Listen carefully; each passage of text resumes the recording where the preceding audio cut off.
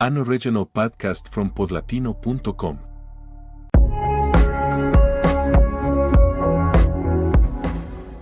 When I think of Broadway's attempts to fuse rock authenticity with theatrical storytelling, one of the boldest in recent memory is Jagged Little Pill. Premiering in 2019, this musical took Alanis Morissette's legendary 1995 album and used it as the backbone for a new narrative about a suburban family wrestling with pain, identity, and redemption. It was not a jukebox musical in the shallow sense. It did not simply recreate an album on stage. Instead, it reframed Morissette's songs as a dramatic language, weaving them into a contemporary story of addiction, secrets, and survival. The result was raw, cathartic, and provocative, winning praise, sparking debates, and earning a Tony Award for Best Book of a Musical. The origins of the show began when producers approached Alanis Morissette with the idea of bringing her groundbreaking album to the stage. Released in 1995, Jagged Little Pill was a cultural phenomenon, selling over 30 million copies worldwide and becoming a defining soundtrack of the 1990s. Songs like You Oughta Know, Ironic, and Hand in My Pocket were anthems of anger, vulnerability, and resilience. Morissette and Glenn Ballard, who co-wrote much of the album, agreed to let the music form the foundation of a new musical. Playwright Diablo Cody, later an Academy Award winner for Juno, was brought in to craft the book. Cody's script centers on the Healy's, a seemingly perfect Connecticut family hiding fractures beneath the surface. Mary Jane, the mother, battles an addiction to painkillers after a car accident. Steve, her husband, is distant, consumed by work.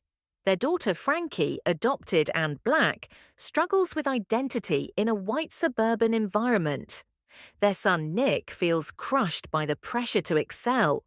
As crises unfold, sexual assault, addiction, secrets, the family confronts truths that cannot stay buried.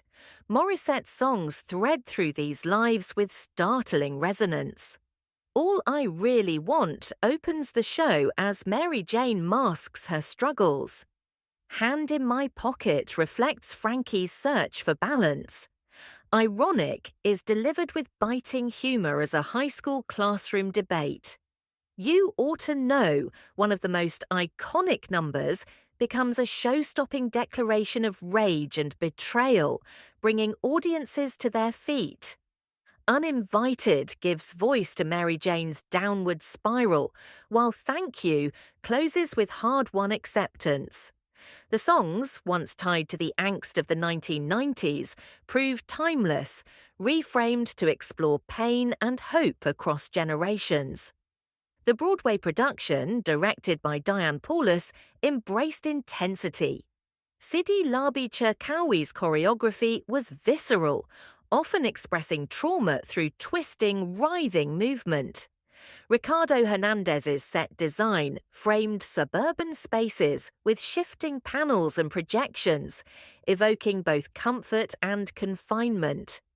The staging highlighted the contrast between glossy appearances and inner turmoil. Performances gave the material emotional depth. Elizabeth Stanley portrayed Mary Jane with harrowing vulnerability, showing both denial and desperation. Sean Allen Krill played Steve with weary detachment, gradually unraveling. Celia Rose Gooding as Frankie embodied youthful rebellion and resilience, while Derek Cleaner as Nick captured the suffocating weight of expectation. Lauren Patton's performance of You Oughta Know became legendary, earning her a Tony Award and consistent mid-show ovations.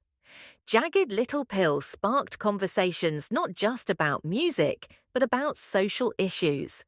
It addressed opioid addiction, sexual assault, racial identity, and queer relationships with unflinching honesty. Some praised its bravery, others criticized its handling of sensitive topics, especially the depiction of bisexuality and trauma. Debates erupted online, highlighting how passionately audiences engaged with the material. For some, the show was healing, reflecting struggles rarely seen on Broadway. For others, it was controversial, raising questions about representation. The show's cultural timing made it resonate even more. In the late 2000s, America was grappling with an opioid epidemic, debates about consent, and the rise of movements like #MeToo and Black Lives Matter. Jagged Little Pill mirrored those tensions, using Morissette's music as a lens to examine the fractures of modern society. The production's success was undeniable.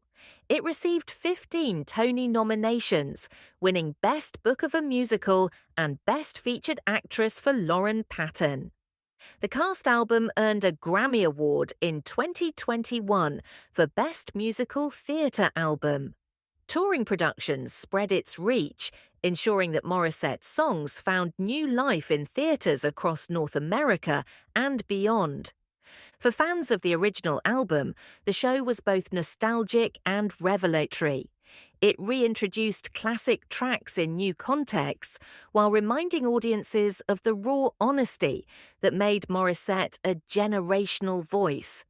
For new audiences, it offered an entry point into a story of struggle and resilience, carried by music that felt urgent and alive.